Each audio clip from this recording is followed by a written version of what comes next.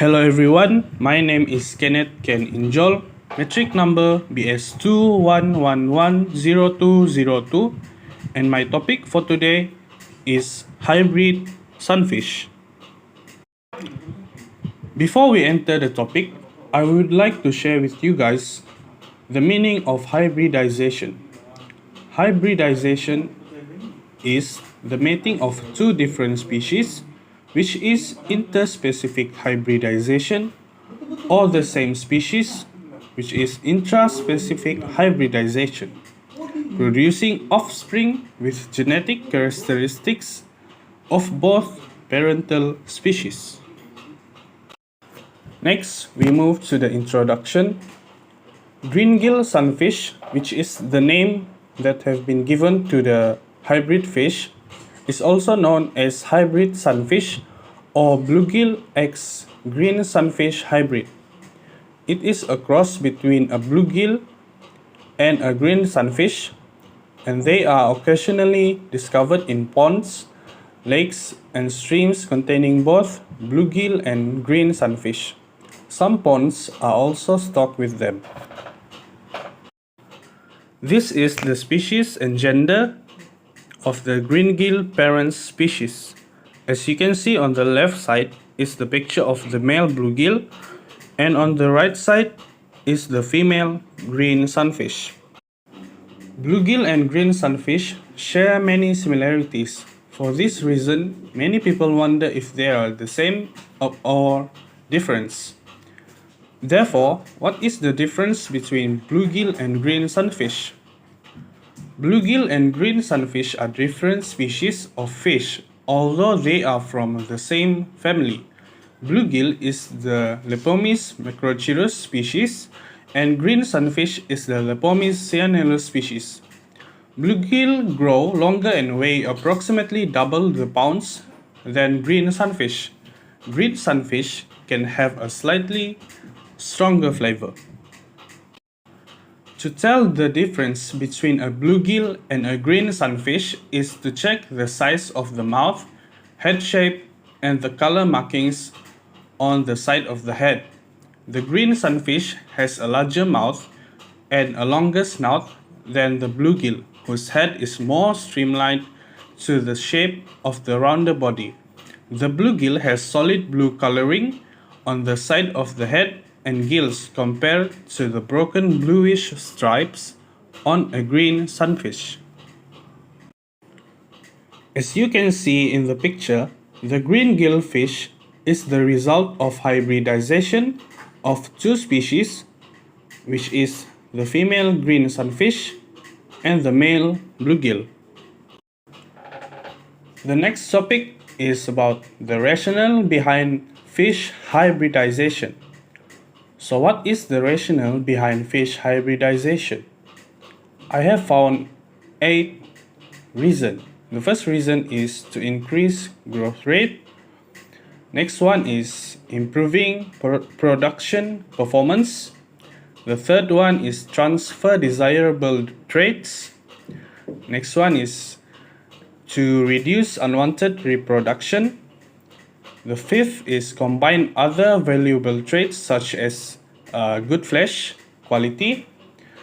The next one is disease resistance and increase environmental tolerance. The next one is for better feed conversion. And lastly is for increase the harvesting rate in culture system such as hatchery. Next, we move to the characteristic of hybrid fish. So what is the characteristic of the greengill fish?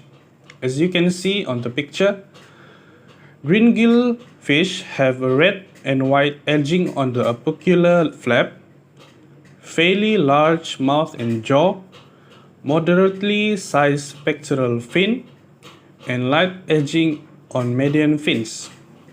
So green sunfish having a body that is more elongated or football shaped, whereas bluegill have a body that is often deeper or more spherical. Typically, the greengill has an intermediate shape. similar to both parent species. The green gill's lateral line remain intact. Green gill may have 10 to 11 dorsal spines, 10 dorsal rays, 3 anal spines, 9 to 10 anal rays, and 13 to 14 pectoral rays. This is another picture of the green gill fish. Next, how can we differentiate between the hybrid fish and their non-hybrid parent species? For the head side of the green sunfish, they have thin and bright iridescent blue streaks under eye and on their cheeks, and light blue is minimal, mostly located on chin and interopercle. While for the bluegill, there is no iridescent blue streaks or blotches on head, and they have two light blue streaks from jaw and chin to cheek and operculum. But for the green gill hybrid, they have thicker and blotchy iridescent blue streaks and blotches under their eye and on their cheek, and light blue is blotchy from jaw and chin to cheek and their operculum. While the comparison of pelvic fins, for the green sunfish, they often have yellow or orange and some opaqueness, and often white anterior spine and rays, while the bluegill, they often clear to dusky and no opaqueness and no white anterior spine and rays. But for the green gill hybrid, they often have yellow and orange, more opaqueness, and often white anterior spine and rays. Next, we continue to the result and discussion. What is the pros and cons for the green gill hybrid species? So the first advantages is they can grow faster and larger, meaning the fish farmer can produce more fish in a short period of time.